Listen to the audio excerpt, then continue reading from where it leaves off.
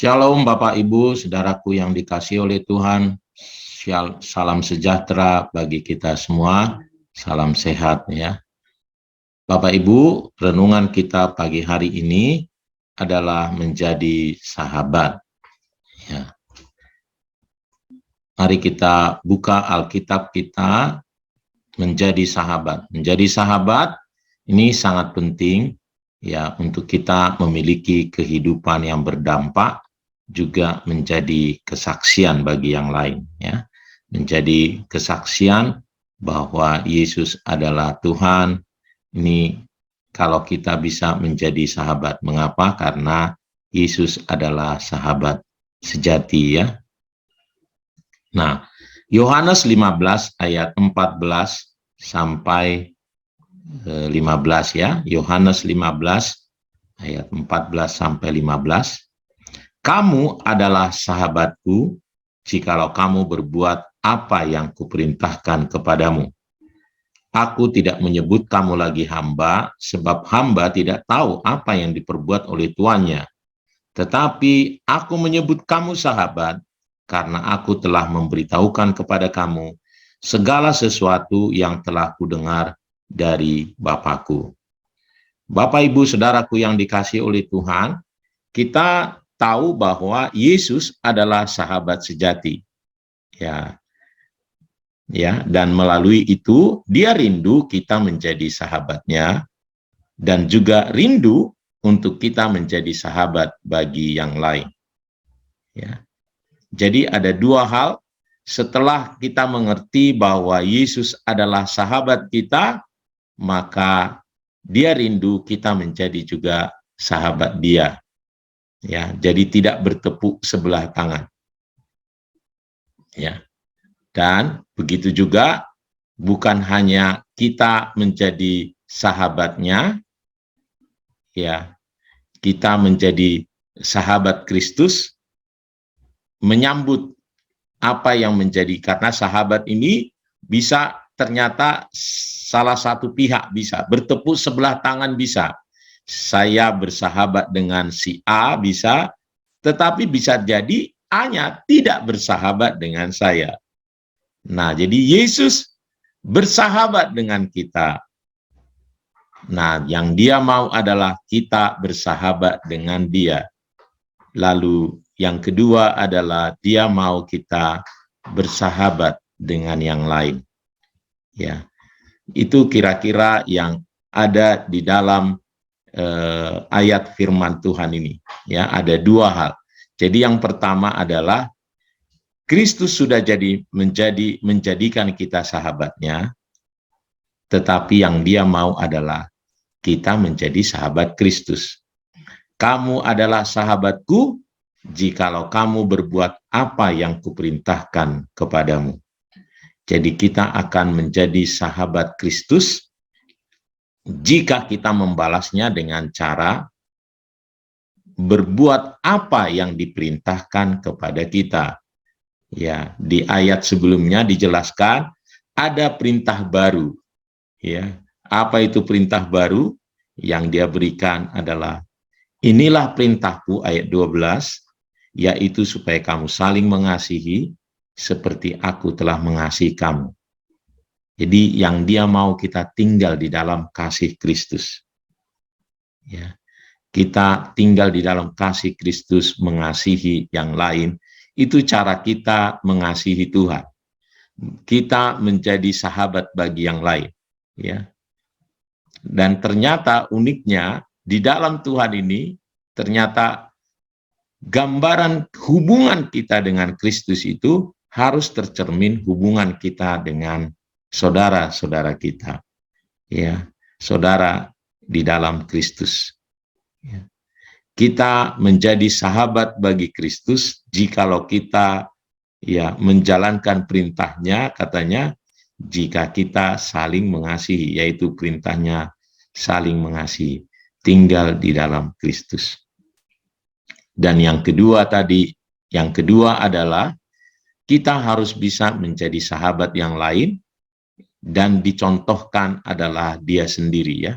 Aku menyebut kamu sahabat karena aku telah memberitahukan kepada kamu segala sesuatu yang telah kudengar dari Bapakku.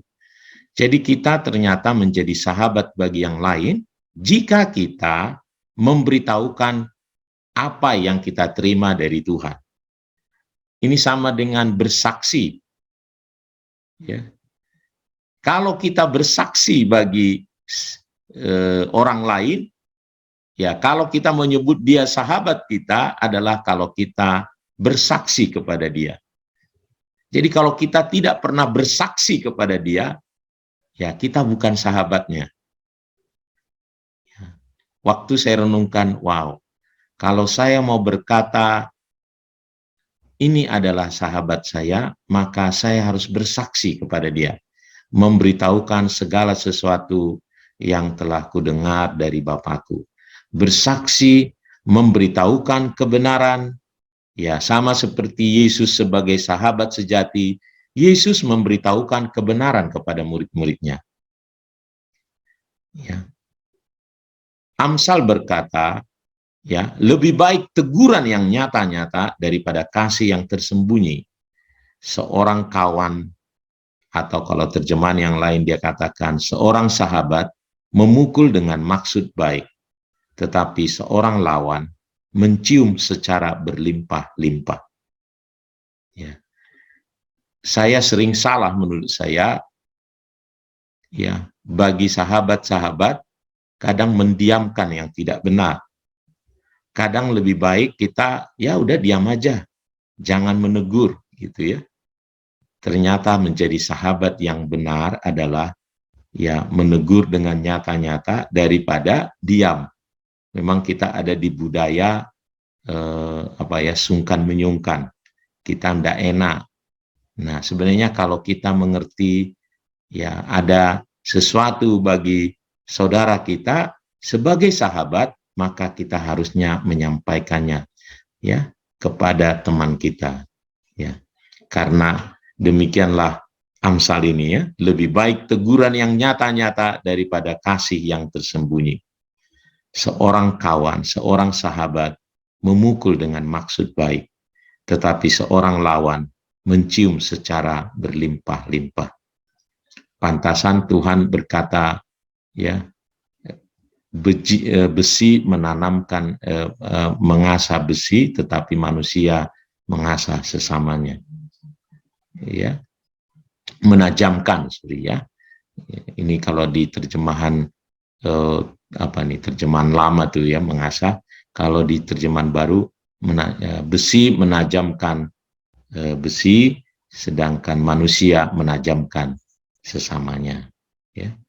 Nah, jadi mari kita menjadi sahabat bagi yang lain untuk kita menjadi dampak buat dia. Supaya kita membawa banyak orang kepada Tuhan, kepada hal-hal yang benar. Ya. Nah, seorang sahabat, ya, kalau di ayat-ayat yang lain dijelaskan, ya Yesus menjadi sahabat karena dia mati bagi kita, ya, berkorban. Prinsipnya mau rela berkorban. Yakobus berkata bila ya, berkata ya bila ya, berkata tidak bila tidak, selebihnya dari si jahat.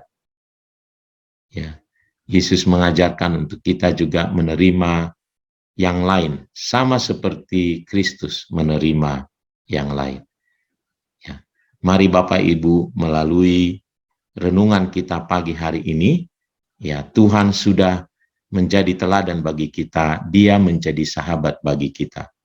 Kapan saja, apa saja yang kita rasakan, kita boleh berkata kepada dia dan dia senantiasa menyambut kita apapun keadaan kita. Karena dia adalah sahabat sejati. Tetapi ada perintahnya, dua hal. Ya, dan itu sama seperti seluruh isi hukum Taurat katanya dalam mengasihi. Yang pertama mengasihi Tuhan, yang kedua mengasihi sesama.